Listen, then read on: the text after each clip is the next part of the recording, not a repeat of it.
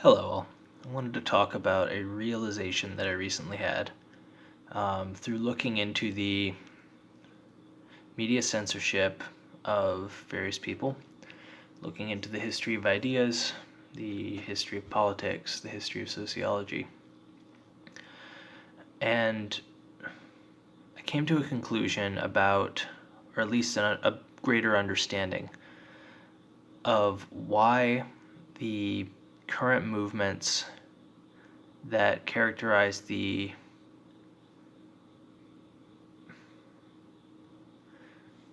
let's say, the radically empathetic and the radically anxious of our society, why they were allowed to flourish, why they did take off the way they did, why we have books like How to Be an Anti-Racist Baby by, what's his face, Ibram X. Kendi, who's an absolute snake and a charlatan, why 1 in 4 social scientists claims to be a Marxist, why people are taught there's no inherent meaning to life.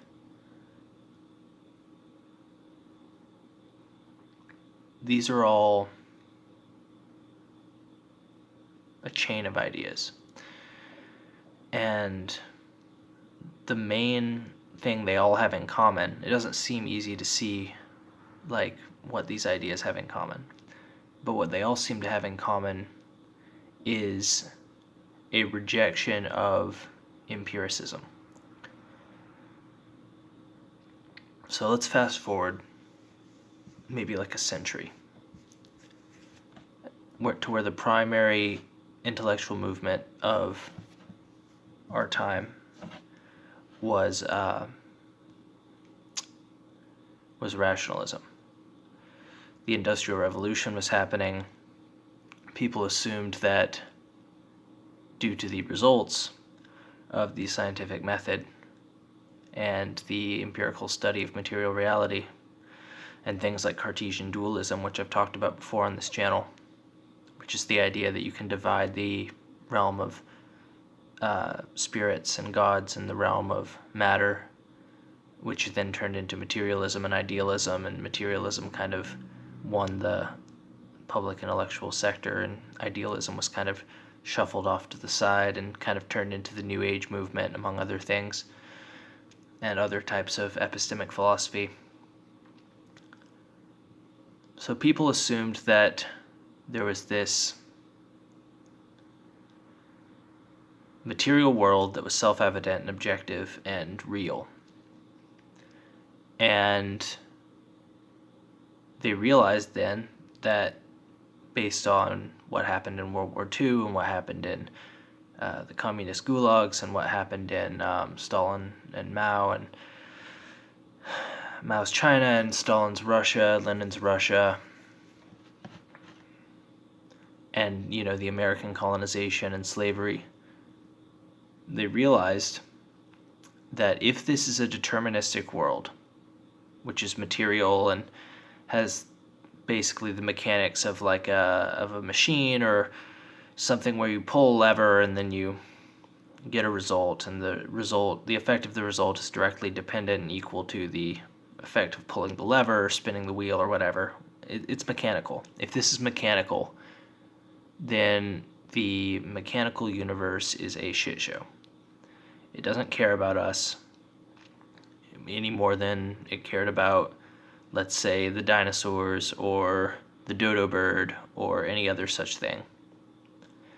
And we're ephemeral and whatnot. And maybe, if that gives you comfort, you could believe that. If you find the arguments appealing, you could believe that. But I want you to pay attention to a very specific atheistic argument, which is the conflation.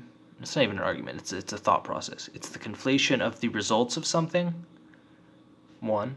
2, its argument, so like the logical proofs that make the argument appear salient, and truth. So why did people believe that the materialist model was correct? Well, because of the results of the Industrial Revolution. But that, by its very nature, is not a logical statement, because you can't judge the truth of something by its results. The only thing you can say about the pragmatic results of something is that the results are there. And there's something about the way in which you achieve the results that is, I guess, pragmatic. But you can't make a claim to the truth because you don't know if you could be doing that thing better. All this to say that the bereftness of meaning in our world that gave way to this sort of weird racial politics and the meaningless cosmos and the pale blue dot and the idea that, oddly, the humanist idea that humans are insignificant, all these came as a result of basically lazy thinking after the Industrial Revolution. Because if the Industrial Revolution worked, then the assumption was that all of the things that made the Industrial Revolution happen were quote-unquote true. And what you have is a world that's built from the bottom up, immediately preceding a world that's built from the sky down. So the Christian world, for better or for worse, is built from the sky down. There were assumptions that were made that were not based in anything anybody could see. They were just assumed to be true. And then the inverse of that is the scientific world, where there are assumptions that can be made that you can test, and people do, in theory, even though that's starting to change. People should test them and build a tower up to, in theory, meaning, and as opposed to building a ladder down from meaning, let's say. Now, because people assumed that the materialistic process was true, they assumed that any system that claims to have authority from elsewhere, from above, let's say metaphorically above, is false, because it can't be proven under the epistemic axioms or the legitimizing axioms of materialist science. And here is where the problem is. Because materialist science began to mimic or act in a way that had top-down influence. So the most recent example of this was Fauci saying, "I am the science," of course, about the whole COVID thing. But I want you to realize that this is not a flaw of Dr. Fauci being ridiculous and authoritarian. This is a feature, not a bug. Because let's say that religion is the analysis of God's word, in theory, right? And let's say that science is the analysis of God's works, or nature's works. Even if you have the whole, like, Spinoza's stone god.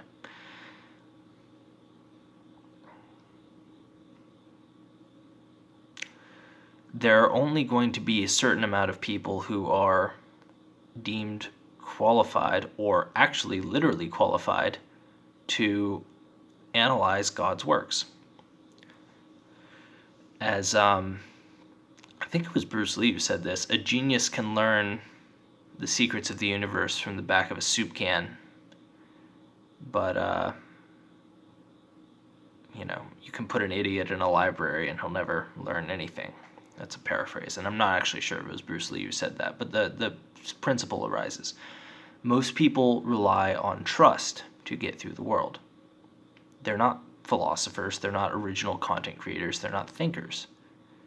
They're trusting the people who came before them. Even scientists are beholden to trust the people who came before them. They all stand, our society stands on shoulders of giants. The scientific method exists in a chain of people who are feeding things to their antecedents, who the people who are the results of that knowledge, they have to take that stuff on faith. And like it or not, and I know people say, oh, well, science corrects its own processes, and except science is perpetuated by humans. And in theory, yes, it does perpetuate its own, or it does correct its own errors. But also, people are hierarchical, tribal, and societies based on trust, and there's nothing we can really do about it because it's a feature, not a bug. So, how does this relate to the lack of meaning and the sort of weird anti-racist stuff that props up in the lack of meaning? Because people are searching for morals and they find harm avoidance is the most basic moral, and they cling to it and they decry the evils of colonialism and whatnot, and claim racial original sin, all this stupid stuff, and denounce billionaires, and despite not knowing how these things work, and all of this stuff.